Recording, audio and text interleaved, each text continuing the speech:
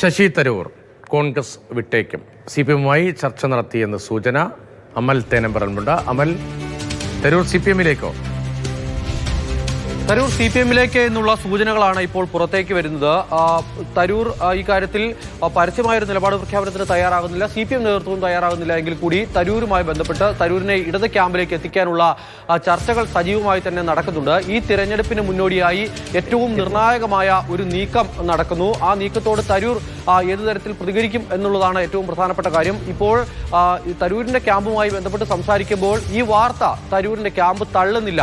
അതായത് ഇത്തരത്തിൽ ചർച്ച നടക്കുന്നുണ്ട് എന്നുള്ളൊരു കാര്യം തരൂർ ക്യാമ്പ് തള്ളുന്നില്ല. കോൺഗ്രസുമായി അകന്നു നിൽക്കുന്ന തരൂർ കഴിഞ്ഞ കുറെ കാലമായി കോൺഗ്രസ് നേതൃത്വവുമായി കടുത്ത അതിർത്തിയിലായിരുന്നു. പക്ഷേ വയനാട് നടന്ന ക്യാമ്പിലേക്കൊക്കെ എത്തുമ്പോൾ കോൺഗ്രസിന്റെ 2 ദിവസത്തെ ക്യാമ്പിൽ തരൂർ എത്തുകയും തരൂർ അവിടെ സാധനമാണ്. കഴിഞ്ഞ കുറെ കാലമായി കോൺഗ്രസുമായി ഉടക്കി നിൽക്കുകയാണ് തരൂർ. ദേശീയ തലത്തിൽ ഭിന്നമായ സ്വരം സ്വീകരിച്ചിട്ടുണ്ട്. BJP-യിലേക്ക് എന്നുള്ള ചർച്ചകളുണ്ടായിരുന്നു.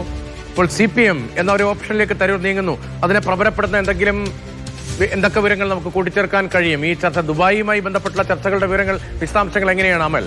തരൂർ ഇന്ന് ഉച്ചയോടുകൂടി ദുബായിൽ എത്തിയിട്ടുണ്ട്. ദുബായിൽ ഒരു വ്യവസായി ഇടപെട്ടുള്ള ഒരു ചർച്ച നടക്കുന്നു എന്നുള്ളതാണ് ഇപ്പോൾ നമുക്ക് മനസ്സിലാക്കാൻ കഴിയുന്ന വിവരം.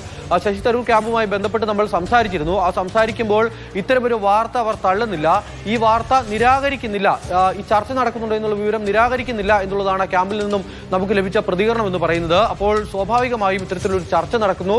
തരൂരിന്റെ നീക്കം എന്താണ് എന്നുള്ളതാണ് ഏറ്റവും പ്രധാനപ്പെട്ട കാര്യം. എന്നാൽ MA ബേബിയുടെ ഈ അടക്കമുള്ള അല്ലെങ്കിൽ CPM-ന്റെ പ്രധാനപ്പെട്ട നേതാക്കളുമായി ബന്ധപ്പെട്ട് എന്തെങ്കിലും തരത്തിലുള്ള ചർച്ച നടക്കുന്നുണ്ടോ എന്നുള്ള കാര്യത്തിൽ ഒരു വ്യക്തത നൽകുന്നില്ല. ഒരു പ്രാഥമിക ഒരു തുടക്ക ചർച്ച എന്നുള്ള തരയിലാണ് ഈ ചർച്ച ആരംഭിച്ചിരിക്കുന്നതെന്നാണ് നമുക്ക് മനസ്സിലാക്കാൻ കഴിയുന്നത്.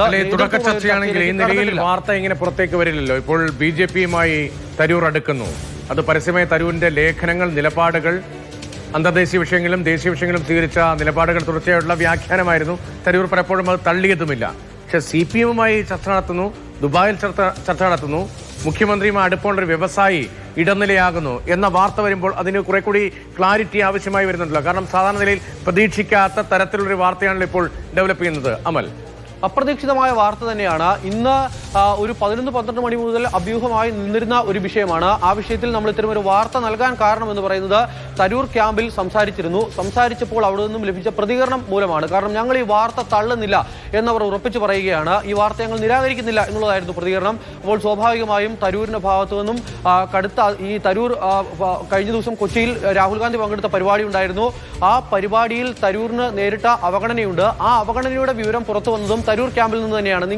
നിങ്ങളുടെ ഇത്തരം ഒരു വിഷയം നിങ്ങളുടെ ശ്രദ്ധയിൽപ്പെട്ടില്ലേ എന്നുള്ള ഒരു ചോദ്യം ഉയർന്നത് തരൂരിന്റെ ക്യാമ്പിൽ നിന്ന് തന്നെയാണ്. അങ്ങനെയാണ് നമ്മളെന്ന ആ വാർത്ത കൊടുത്തത്. അപ്പോൾ സ്വാഭാവികമായും അന്ന് മുതൽ തന്നെ തരൂർ ഏതെങ്കിലും തരത്തിൽ ഇത്തരമൊരു തരൂർ ക്യാമ്പുമായി ബന്ധപ്പെട്ട അത്തരം ചില വിവരങ്ങൾ വരികയാണ്. വളരെ വളരെ പ്രധാനപ്പെട്ട കേരള രാഷ്ട്രീയത്തിൽ വലിയ ഇളക്കങ്ങൾ ഉണ്ടാക്കാൻ സാധ്യതയുള്ള ശശി തരൂരുമായി ബന്ധപ്പെട്ട വാർത്തയുടെ ചില സൂചനകൾ പുറത്തേക്ക് വരികയാണ്. CPM-യുമായി ചർച്ച നടത്തി എന്ന തരത്തിലുള്ള സൂചനയാണ് വരുന്നത്.